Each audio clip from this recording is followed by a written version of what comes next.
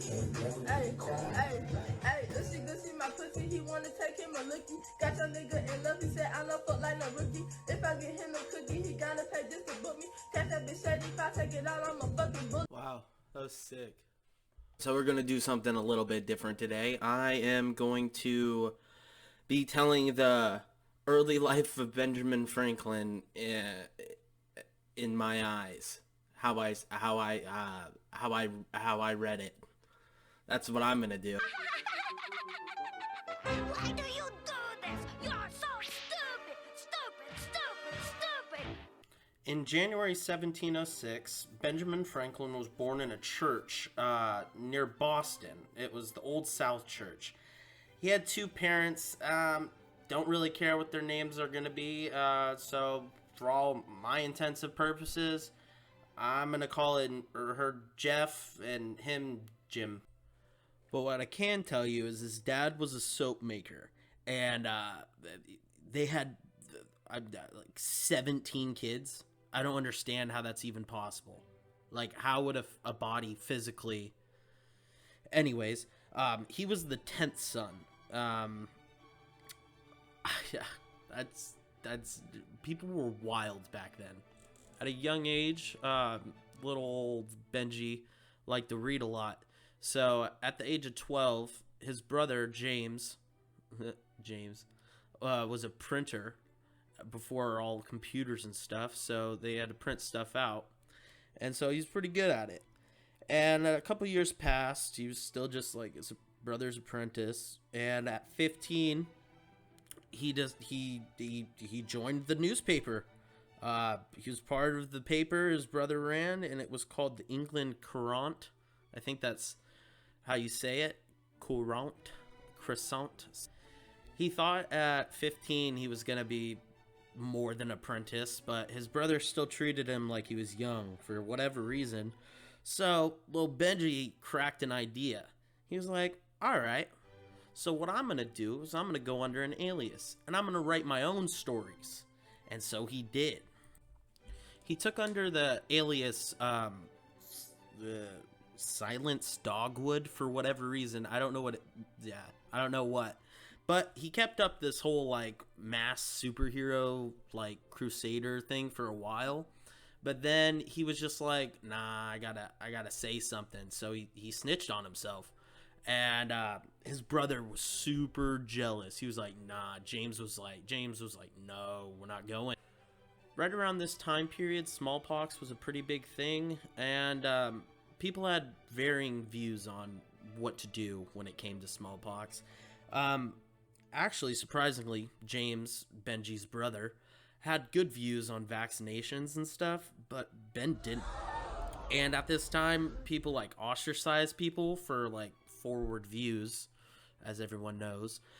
And so his brother's views, James, got him sent to jail for like a couple years just because he had views that were different than other people. While this time that his brother was in jail, Ben just literally took over everything. When Ben's brother James got out a couple years later, he didn't care at all that Ben ran things. He didn't care that he kept his company afloat, nothing. And actually, he was kind of mad at him. So he kept bullying him and like beating him up, and like Ben got scared and he was just sick of it, so he left town. He literally just like fled the scene. So in the year 1723, Ben fled. He fled from town, and he was only 17 years old. Shut the fuck up. Okay, so when Ben first went around, he soon found out that it was illegal if you were underage and didn't have any place. It was illegal. So when he went and traveled and explored, he went up to New York, and he went up to New Jersey, and he couldn't find any work because he was illegal. But then he went down to Philadelphia, and that's where things started to change. When he arrived, he came in a boat. Yeah, boat riding. And then on that same day that he came, he actually saw the love of his life that he's going to marry in 7 years. Shortly thereafter, when he arrived, he found a printer job. So that's pretty good. The governor said he could have his own place if he went to London and he got his, like, a bunch of fonts and printer stuff. And he was like, all right, bet, I'll go to London, I guess. When Benjamin got there, he started to realize that was not the case. He was spending way too much time out there. That governor lied to him. He stayed there 7 months longer. Poor Ben. Oh my gosh, had to stay in London. So tragic. While he's away in London, his future wife that he doesn't know that he's gonna marry, she marries somebody else. Dang. It's kind of hard. It's kind of tough for Ben right now. Finally, after when he got back from London, he was like actually thriving in his little business, and he started getting like government contracted jobs, my guy. Like, he was moving up in the world. Then in 1728, at the age of 22, Ben had his first kid. And it wasn't with that lady I was talking about before. It was just random. Nobody even knows who this woman is. I mean, it's kind of sick. I mean, usually it's the other way around. Usually nobody knows who the guy is, but I don't know. It happened. Okay, so there's this like 2-year gap where it was just going good, I guess. And then in 1730, he married that same girl that was his childhood sweetheart. And the reason that she was single, Deborah was her name. Ugh, Deborah. Her husband ran. I wonder why he ran. She's probably crazy. I don't trust Deborah. So she was prepped and she was ready to get wed, because you don't want to be single woman in that time because everybody looks at you like a hag.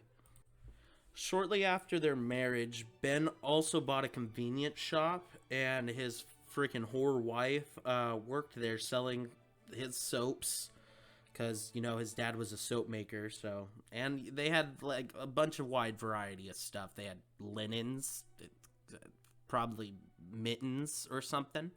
I don't know what they sold back then.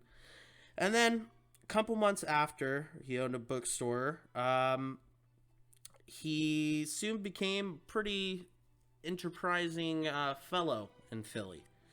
And to interlude, his life is pretty set up right now. This is just the beginning. This is just the beginning of Benjamin Franklin.